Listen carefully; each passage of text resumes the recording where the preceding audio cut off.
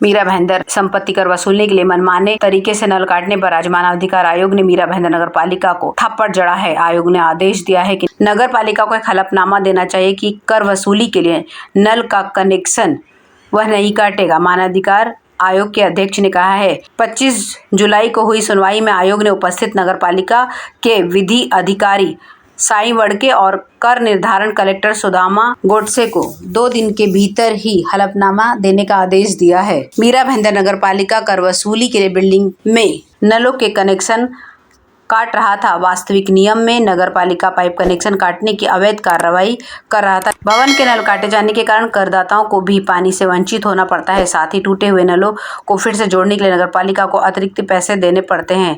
हालांकि वहीं बड़े बकाये डेवलपर्स और राजनेताओं के खिलाफ राजनेताओं द्वारा सख्त कार्रवाई नहीं किए जाने से नागरिक गुस्से में है। शिकायतकर्ता और नगर पालिका के सूत्रों ने आयोग के आदेश की पुष्टि की है। माना जा रहा है कि यह नगर पालिका के लिए एक बहुत ही जोरदार सबक होगा, जिसने संपत्ति कर संग्रह के लिए पाइप कनेक्शनों को काटा था।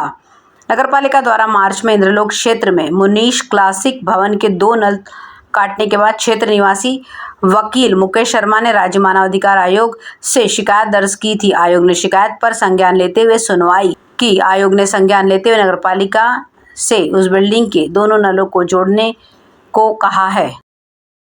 मीरा भाईंदर म्युनिसिपल स्कूल के छात्रों के लिए अच्छी खबर है। नगर पालिका परिवहन सेवा की बस में स्कूल आने जाने के लिए मुफ्त यात्रा रियायत प्रदान कर रही है। 3 अगस्त को होने वाली महासभा में एक प्रस्ताव पेश किया जाएगा और इसमें नीति तय की जाएगी। मीरा भाईंदर नगर पालिका के शहर के विभिन्न हिस्सों में मराठी, हिंदी, उर्दू माध्यम के 36 स्कूल हैं। इस स्कूल में इस वर्ष 8,232 छात्र पढ़ रहे हैं। इस साल इस स्कूल में सेमी इंग्लिश की कक्षाएं भी शुरू की गई हैं। जल्द ही सभी स्कूलों में डिजिटल शिक्षा शुरू की जाएगी।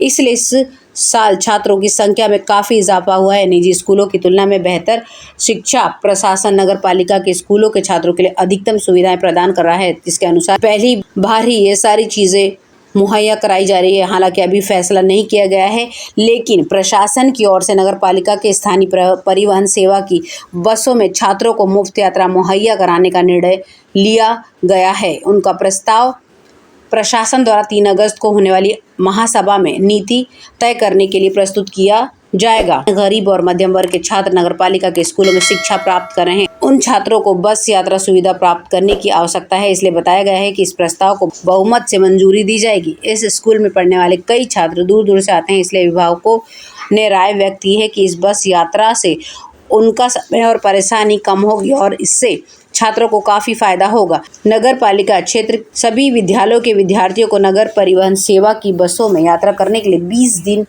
के दोहरे यात्रा किराए में 30 दिन की रियायत दर पर 50% की छूट दी जाएगी। वहीं दूसरी ओर मीरा भाईंदर नगर पालिका ने विभिन्न संकल्पनाओं के आधार पर पार्क बनाकर अब छात्रों की सुविधा के लिए पार्क में स्टडी हॉल तैयार किए जा रहे हैं। इसके लिए राज्य सरकार से 5 करोड़ का फंड मंजूर किया गया है। सिटी ऑफ गार्डन की अवधारणा के तहत मीरा भाईंदर में 72 पार्क विकसित किए जाएंगे।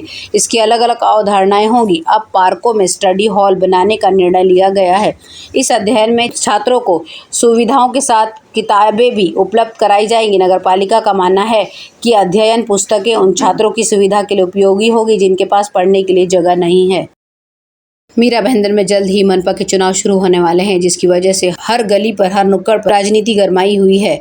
लोगों का कहना है कि कुछ लोग अपने साथ 10-15 लोगों के साथ में रहकर चुनाव जीतने की बात करते हैं। कुछ लोग पार्टी में ऊंचा पद पाने के लिए तथा पार्टी बदलने के लिए तथा पैसा प्राप्ति के लिए, और कुछ लोग इच्छुक उम्मीदवारों का फॉर्म भरने के लिए पार्टियों के चक्कर लगा रहे हैं। मिली जानकारी के अनुसार कुछ पुराने नगर सेवक तथा वरिष्ठ नेताओं ने भी पार्टी दल बदल किया है। इसीलिए जनता असमंजस स्थिति में आ गई है कि वो पार्टी के नाम पर वोट करे या नेता के नाम पर वोट करे जो सच्चा कार्यकर्ता एवं समाज सेवक है, क्योंकि वही नेता पहले दूसरी पार्टी के अच्छाइयाँ बखान करने में लगा रहता था और अब इस पार्टी में आकर उस अच्छी बोलने वाली पार्टी की बुराई करने लगा है। जनता का विश्वास किस तरफ जाता है ये तो जनता ही तय करेगी, लेकिन लोगों का कहना है कि अब की बार जनता चाहेगी उसी की सरकार बनेगी।